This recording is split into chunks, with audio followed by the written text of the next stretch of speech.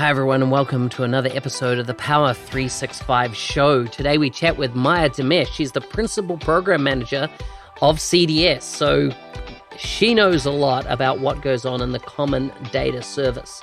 Let's drill into her insights, what she shares, best practices for implementing CDS, and what we can expect in the future.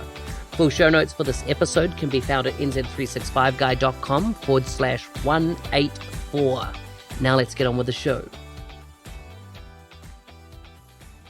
Maya, welcome to the Power 365 show. It's nice to be here. Thank you for inviting me. Yeah, it's a real pleasure to have you on the show. Of course, I know you work with Ryan Jones and you're part of the core CDS team.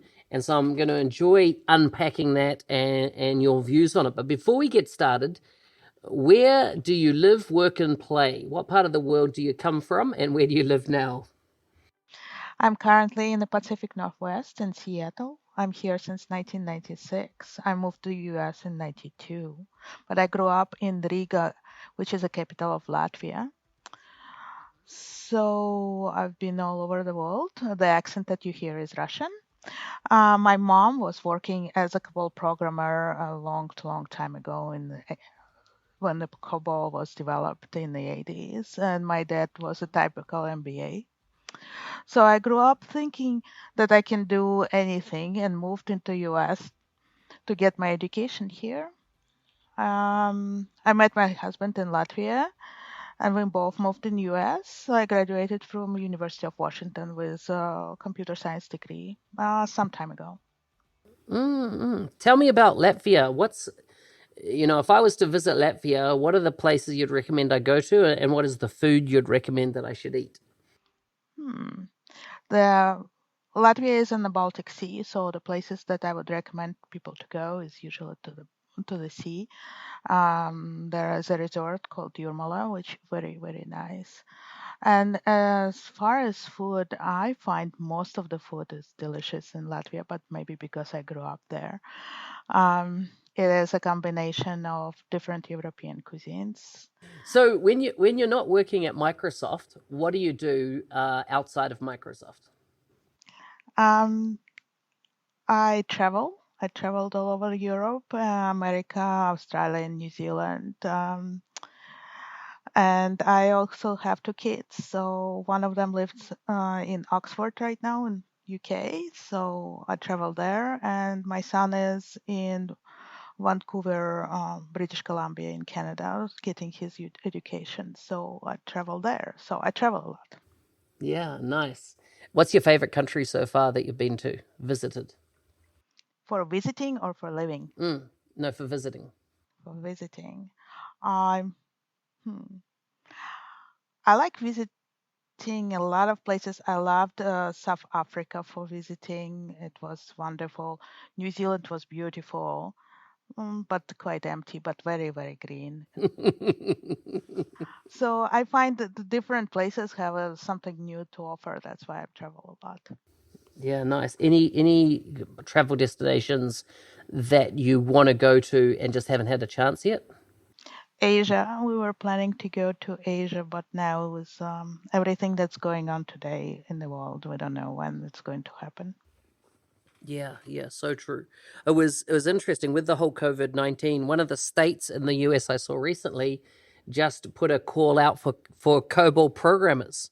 So they obviously have got some old systems that they need work done on, right? That they'd be putting a request out like that. Yeah, that is quite old. I'm hoping that they're moving from one to another, and that's why they need something. It's transitioning. So tell me, how did you end up coming to work for Microsoft? My first stint at Microsoft was in 1999 until 2005. I was a developer in SQL product unit. And then I left full-time job at Microsoft to spend more time with my kids. Because both myself and my husband worked at Microsoft at the same time, and we realized that that is kind of hard to do with two little kids and the family and things. So I stayed home for a very short time, but I was not able to do that for a long time just because I found that I like working. So returned back to Microsoft and did a lot of different contracts over the years. Sorry. Because it allowed a flexible work-life balance. I would come in and I would say, I work 9 to 5. I will do whatever you need me to do, but my evenings are mine. And then I was looking for yet another contract job. They're usually about a year in duration. And I found a job as an architect at Nordstrom. Nordstrom is one of department stores here in US, and the headquarters is in Seattle. And I worked there until 2017 when I decided to move again and become a PM rather than developer or architect. And so I found a job at Dynamics, and Dynamics asked me to look at the data space for moving forward with CDS as a data store for a Power Platform and Dynamics overall. So that's how I got here. With the role of PM, kind of what does your day to day or week to week or month to month job look like as a PM? I find because I'm a technical PM, I'm working on the platform. Pixels is not something that I do day to day. And the UI is not kind of in my prerogative. So what I'm doing is a lot of work closer to architecture work, a lot of work with different data stores, understanding how to store the data, how our system is designed, helping customers. I'm doing a lot of customer calls and also looking forward, seeing what kind of problems our customers are seeing with the system and how can we help them with those problems. Um, that is basically my day-to-day work. I work a lot with the devs, of course, and the dev leads, often on their stand-ups and helping with different sign-offs. Yeah, makes sense. Makes sense. Well, okay, so that's interesting. So, what area are you PMing specifically within the Dynamics suite? I am a group product manager for the data, search, and reporting capabilities of a common data service. So I lead the team of several PMs.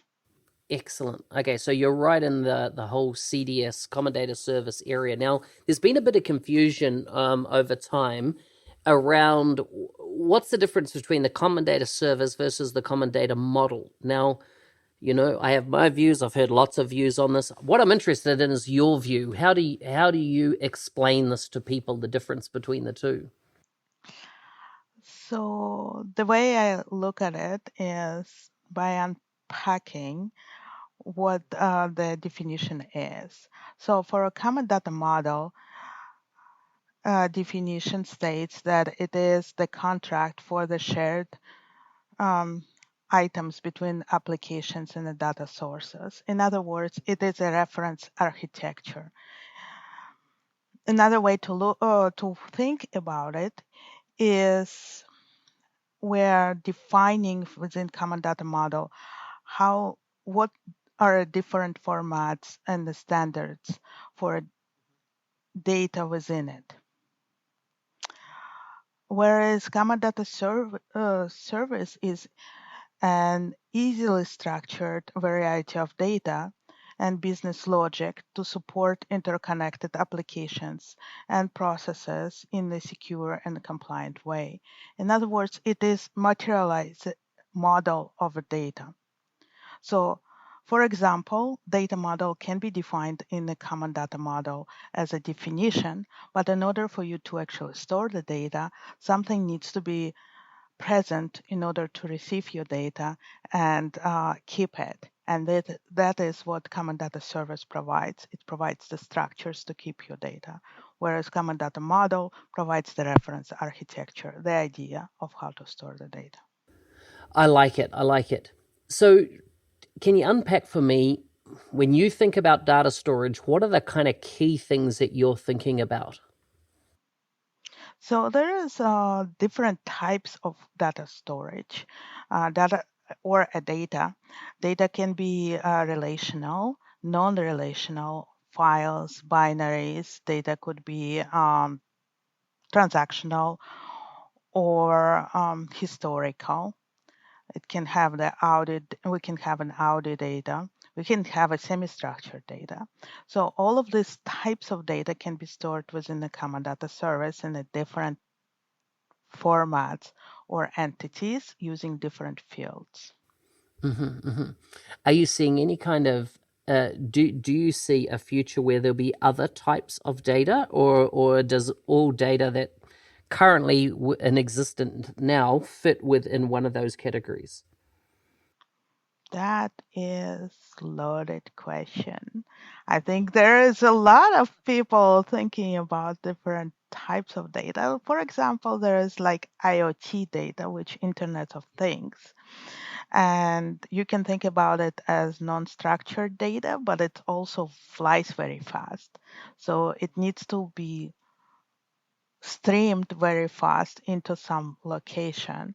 Right now, data lake seem to be the appropriate location for it, or the Cosmos DB, but we don't know. Maybe Microsoft will come up with a completely new technology, or overall, the industry will come up with a completely new technology, which will allow us to stream data much faster than either data lake or Cosmos provides right now. So hopefully we will be able to deal with it easily within the common data service.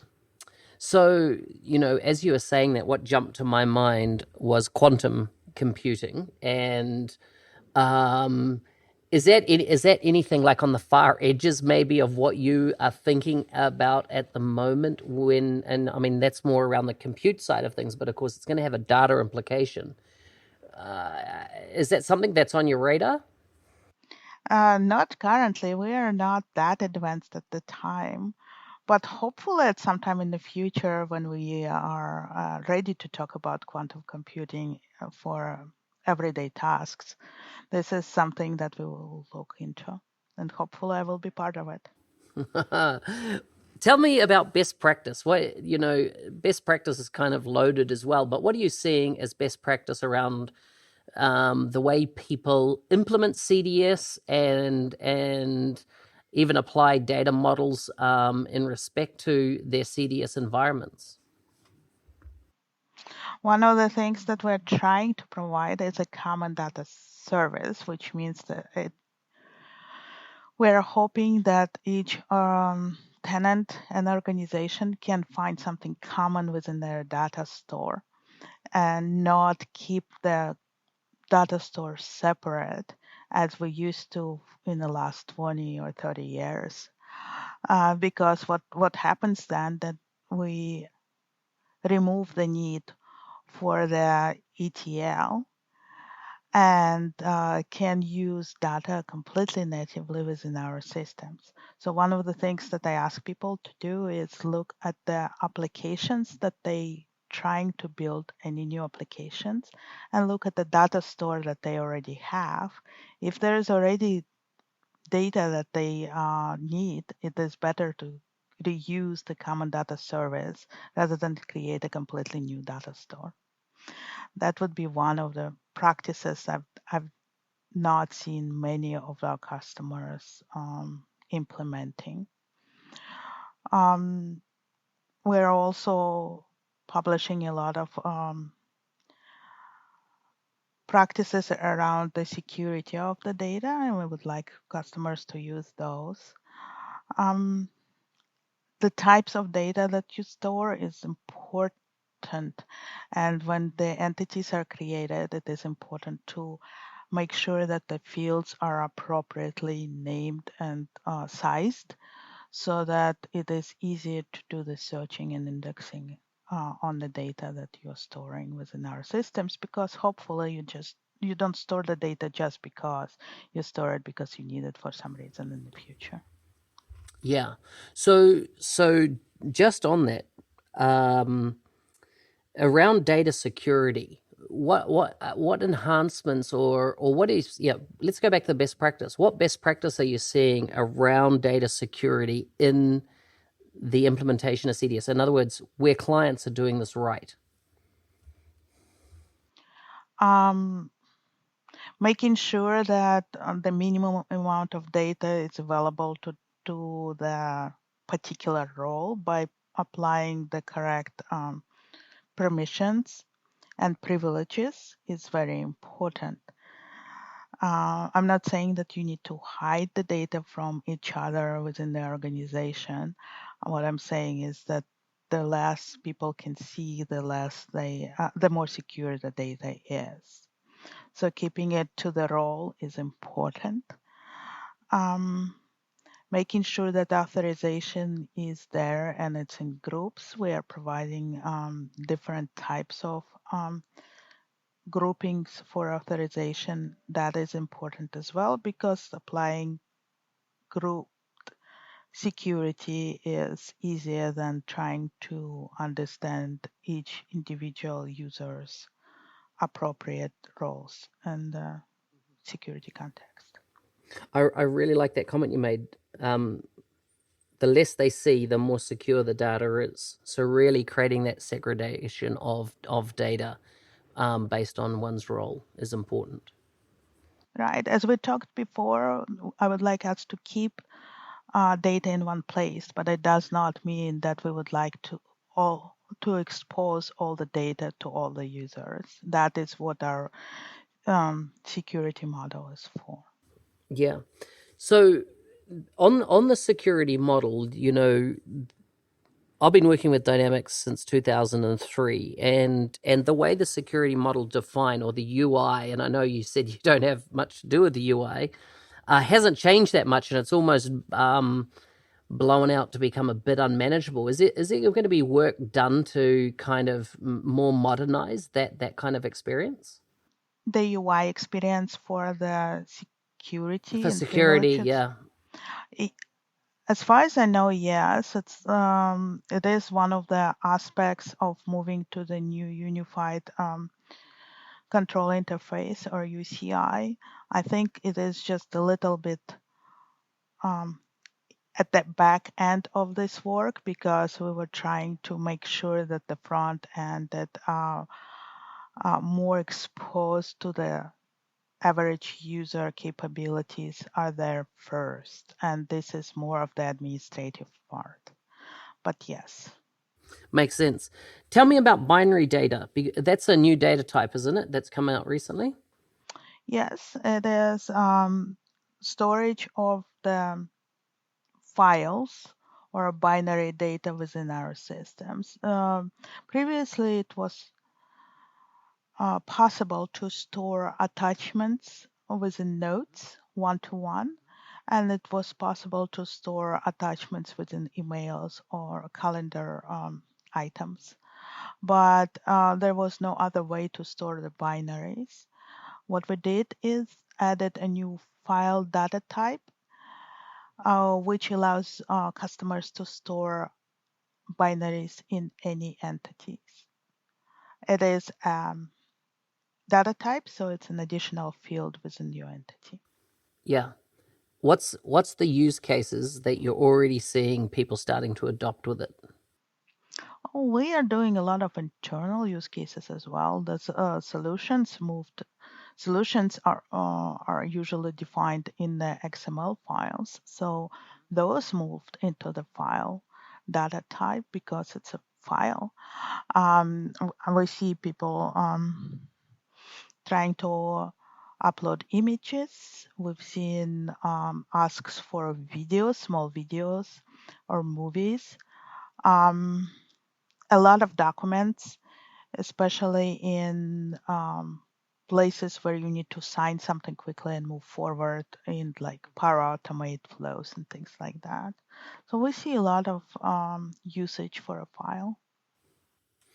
Is there going to be best practices around though? Those three types where whether it's image, whether it's video, whether it's document.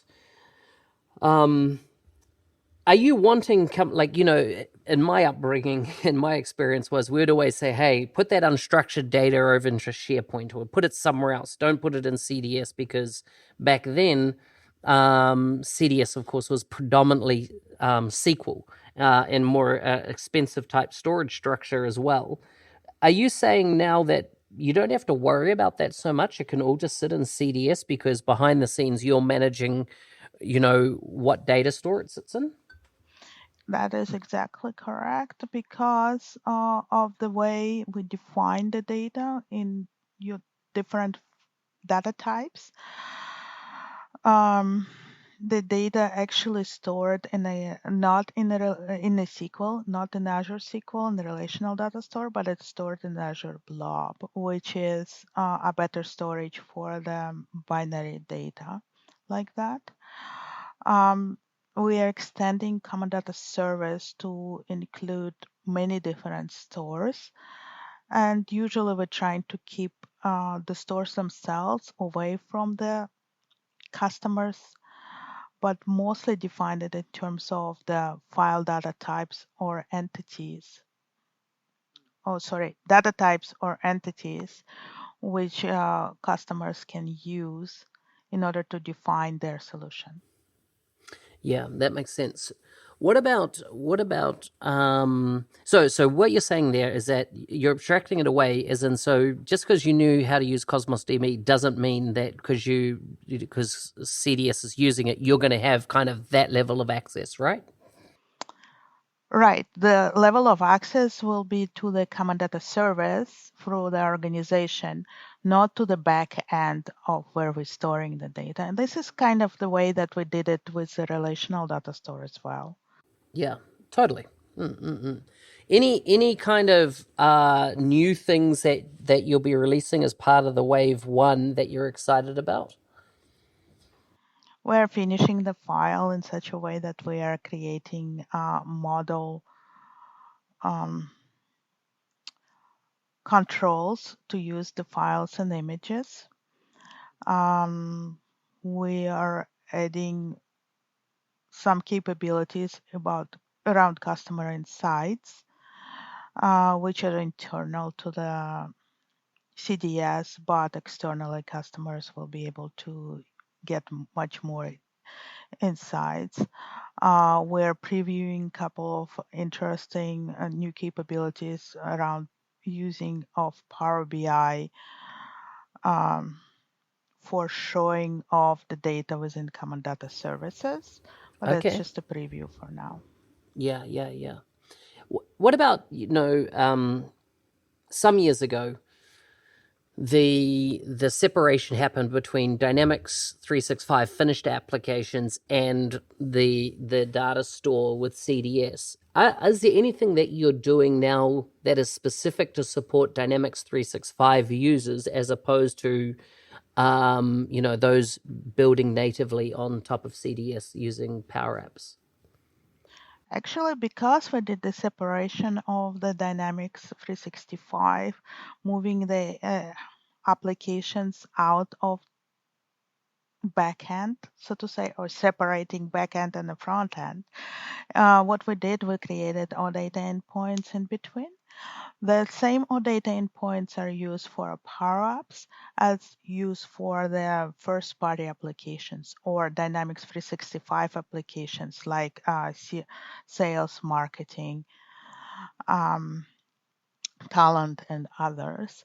So my group is, or myself, is responsible for OData endpoint and everything below it.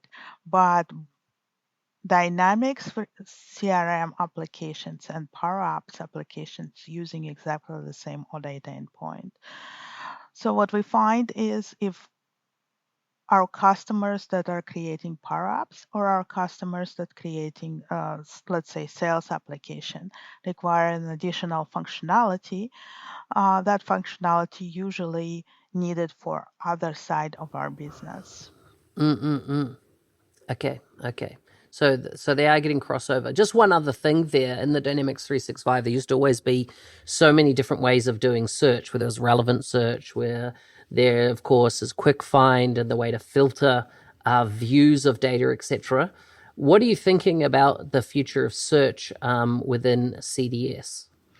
Oh, I'm glad that you asked. We're doing a lot of work in right now around making sure that we unify the search experience and provide one search experience within the organization instead of creating like categorized search and a relevant search. It was relevant at the time when people needed to know so much about the dynamics in order to administer it that by definition there was always somebody within an organization who would be the administrator of the dynamics, be it sales or marketing, and they can figure out what kind of search experience the customers mostly need within their organization. As we're moving forward and trying to serve our citizen developers through Canvas apps and model apps, Power Apps, I mean, and Power Automate, but also still support our more advanced applications provided by Microsoft, like sales and marketing, with a lot of different workflows within them. We found that search experience need to be simplified. So one of the things that we're doing right now is making sure that we separate the search experience and the filter experience. In other words, if you don't know where you put something, you are searching for it. And that's one experience. If you know exactly the entity and you just need to find the particular row because you filter on a particular columns, it's more of a find experience. That you will usually find in the grids and things like that. And we're supporting grids. That experience, we're making sure that it's modernized with new grids, more filtering, more capabilities. But then on the other side, making sure that the search experience is available to the customer as well. We're trying to bound it to the application that you are in at the time. So if application has two or three entities, the search results need to be appropriate to those entities and not overall organization. And so there is a lot of work going on trying to figure out how to do it as seamless as possible, but then at the same time provide what you want. Yeah. How do you prevent kind of people not breaking search? I've been on projects, come into projects where people had created a query that was so large and so all encompassing that it took minutes, multiple minutes to actually run. And because it was just totally engineered wrong. And what you are talking about there is restricting search to within the application that's been built. Um, is there also a way to, let's say somebody had all the applications, so they had, what would have been traditional sales, customer service, and let's say marketing, and they would have that broadness of search. Is there any way to kind of restrict down, or plans, probably more to the point, so that searching doesn't become too wide and therefore create too much, the data set potentially that it's searching is too large?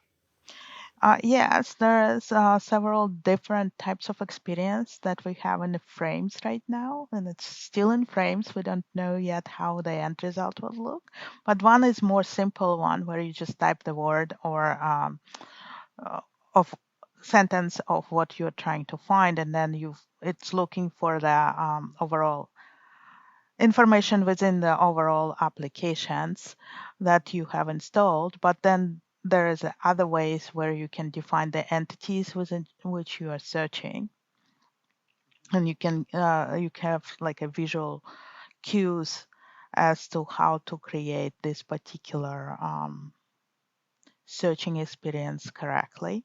Also, on the other side, when you create your applications and you in the maker experience, we're working on some ways to define what is searchable, what is filterable, and how to set up your entities in such a way that sometimes some things you just don't want to search through because it is not the things that is interesting in that way. It's just an information that needed for a completely different reasons.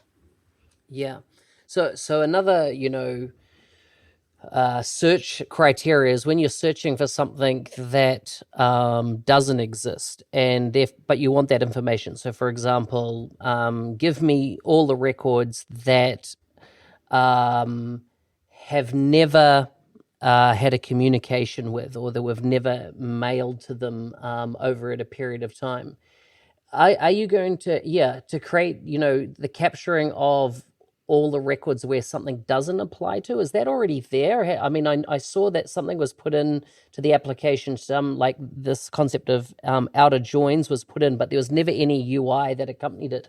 Is that something that's going to be addressed moving forward? It is there in the platform, and I believe there is some work going on the UI side to make sure that it is addressed. But um, I think it is possible to do now through the filtering experience. It is harder to do in the search experience, something like that. Yeah, I just realized I asked you a UI question, and that's not your area as well. So I totally understand that. What you touched on there about Power BI and how that will work more with CDS. What's a bit more of the detail around that? Um, we are still trying to figure out the best connector to the CDS Mhm. from Power BI, and so we are working around figuring out the best way to provide that data. For now, there's about 3 different connectors to the common data services, and all three have, or dynamics, and all three have different types of issues. Mhm. So we're trying to make sure that we can address most of them Will we and get to one? include the security. Yes, I'm Yeah, hoping. that's a goal. That's a goal, Awesome. yes.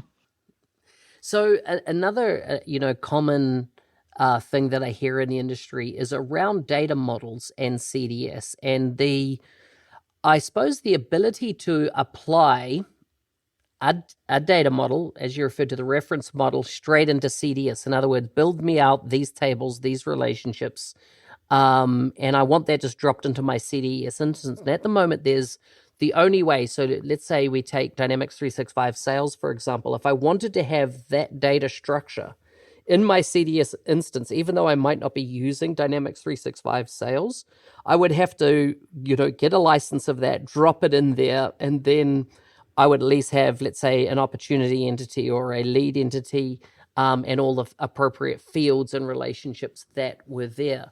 Is there plans around making that a much simpler a method? In other words, that I could perhaps go to GitHub and go, give me the data model for customer service, and just drop that into my CDS instance because I'm going to build a new application, but I do want it to perhaps reference some fields of that first party application.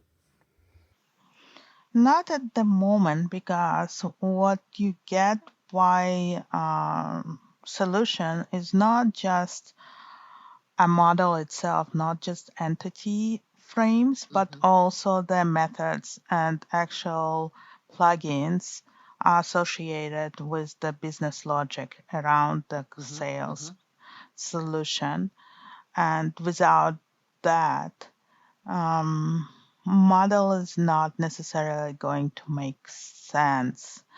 However, you can use the model in order to sync 2 different systems if that Mm-hmm. is what you would like to do. Mm. The big thing that that I've heard is people do just want an entity out of a traditional app. In other words, they don't want to recreate the wheel, because if the customer, let's say you've built the Power App for them, and then in future they're going to use that same CDS environment, and they're going to then, let's say, go on buy Microsoft licensing for Dynamics 365 sales, because they just wanted that opportunity entity as an example. So what you don't want is two opportunity entities, right? You don't want the one that's provided by Dynamics 365 sales, and then the one you created in CDS as a temporary stopgap measure, until 3 years down the track where the customer's going to acquire that piece of software as well. Do you see that there's potentially or a way or a methodology that would allow that type of situation where you don't want all the logic, you just want the database structure, the table structure, really? I think in order to create a table structure, that is why we provided a common data model, so that everybody understands what the structure of the particular entity is. So this is one of the reasons why we are not providing it out of the box. Also, because of the way solutions layer, even if you have exactly the same solution, you will have a completely different entity, I believe, because of the different prefix. Yeah. In fact, though, just when you said about solutions there, I can see it be orphaned if it wasn't in some type of solution framework in how you could apply that. That does make sense. That does make sense. What are you most excited about in the next 12 months in CDS, or what's your kind of long term views of what's possible? One of the things that I'm really excited is all the different data types, as we described them, that are coming along. There are some non-relational data store data types that we're going to present our customers with if they don't know the structure ahead of time and want to store something. Um, wild adoption of the file and image. I know that at least it was in the Microsoft, some people are working on the 3D models and things like that and applications. So we're looking forward to that. Another area that we didn't talk about yet is the fact that we're also opening up the backend of the Dynamics financials and operations, Dynamics F&O, through the Power Apps and Power Automate. So what it will allow you to do is have a little bit better seamless understanding between your sales and marketing departments and your financial and operations structures in order to move all the data seamlessly within the Dynamics family of applications. I think that is interesting as well. So that's going to give the people creating apps, etc., much more flexibility, isn't it, around accessing data within their applications? Is that right? Yes, you should be able to access most of F&O data from the Power Apps or Power Automate or Power BI for that matter. F&O has its own Power BI capabilities and reporting capabilities, but that's a little bit different way. What role do you think AI will play in CDS future? Is there thinking around how AI will either play into it or be part of CDS? Yes, actually, we do have some capabilities around it. One of the things that Power Platform family provides is AI Builder. AI Builder's backend is the CDS, and we allow customers to store data within the data lake, run your ML or machine learning models on top of that, and then provide the scorecards back to the CDS entities in a particular field that allows anybody to see the finished product from the AI, but not necessarily have access directly to all the data within the entity. But administrator, of course, that is running AI Builder have access to the data lake information in order to run them their models. The similar kind of concept we're doing for the customer insights right now. And we're looking forward to more and more automation and ideas about how to use the data that we store in such a way as to help our customers understand their business or understand their customers or understand the data that they store. One of the presentations I heard you talking, you talked about when considering data, you should focus on the application need more than just the data need. What did you mean by that? We kind of touched a little bit on that. What I mean by that is when we look at the need to have something new, we don't need to start from creating a new data set, but rather we need to understand what application needs to have, what kind of data it's looking for, and see if our data landscape provides that already. What I'm trying to avoid is the inconvenience of ETLs and cleaning of the data and making sure the data is set up in the correct way in order for two different applications to be able to draw any conclusions or show it within its landscape. So looking at why you're creating an application, what kind of data you already have, and then building up a new relationships and the new entities only if you don't have that represented yet within your data architecture is something that I was advising people to do. Yeah, makes sense. Is there any ETL type functionality coming at a CDS level, or anything around master data management that you're seeing? So from the CDS, you should be able to do the data export. That's available still. There is a webhooks and eventing available out into Azure.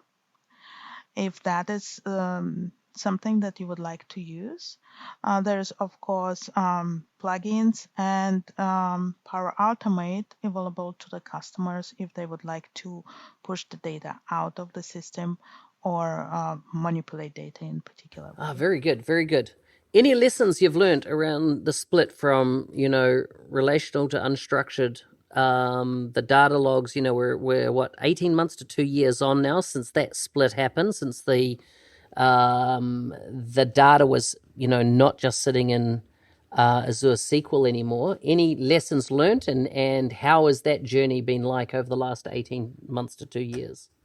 I think one of the biggest lesson that we've learned is that we think about ourselves as a platform, something forward looking and new, but at the same time, we have a huge customer base on a dynamic CRM, and those customers expect things to work a particular way. So we could have been much faster in doing all of that if we didn't have so much need of backwards compatibility within our APIs and our structures.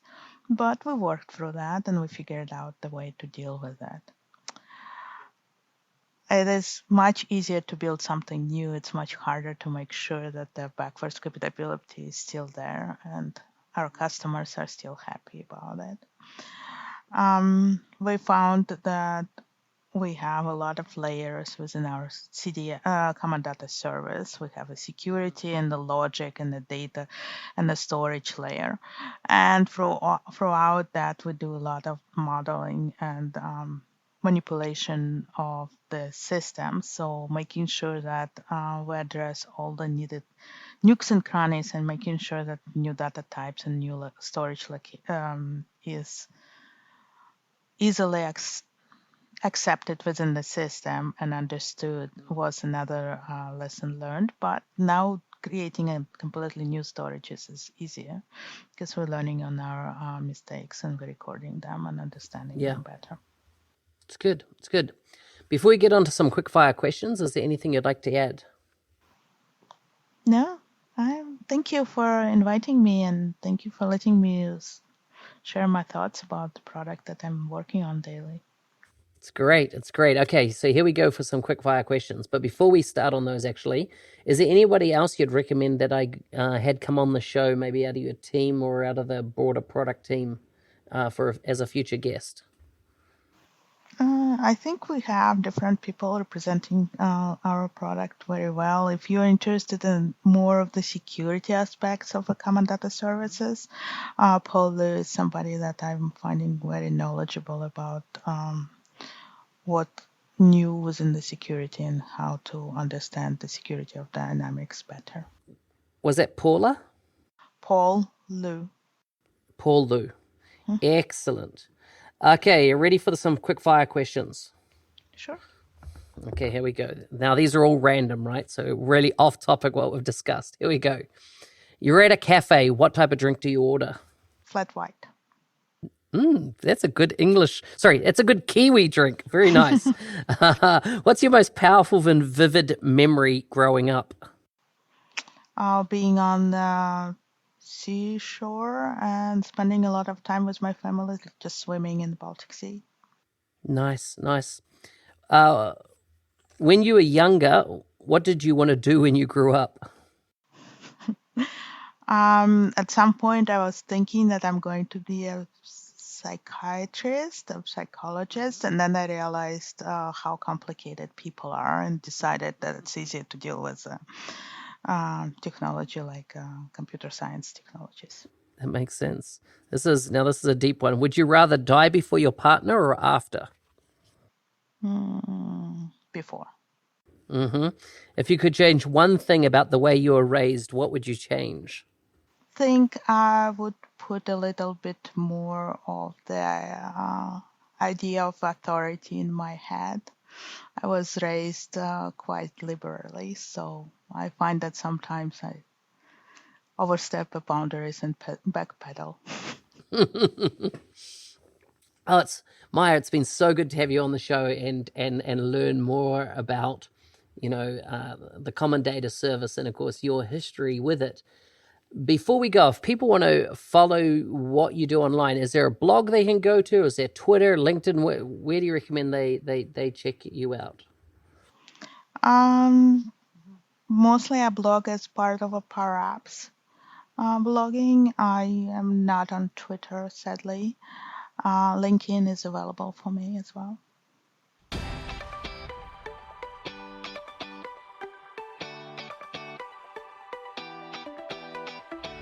Hey, thanks again for listening. If you've not left a rating and feedback on iTunes, please can you do it? Just navigate to nz365guy.com/iTunes, and that'll give you the opportunity to do that. I hope you found the show educational. That is my goal in doing it, is that you learn something that you perhaps hadn't heard of before or explained in a unique way. For me, with Maya, it was her simple concept of search is when you don't know where something is, and find is where you know where it is and you're really wanting to filter down into the details.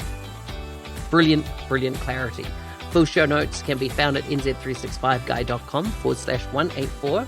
Have a great day and see you next time.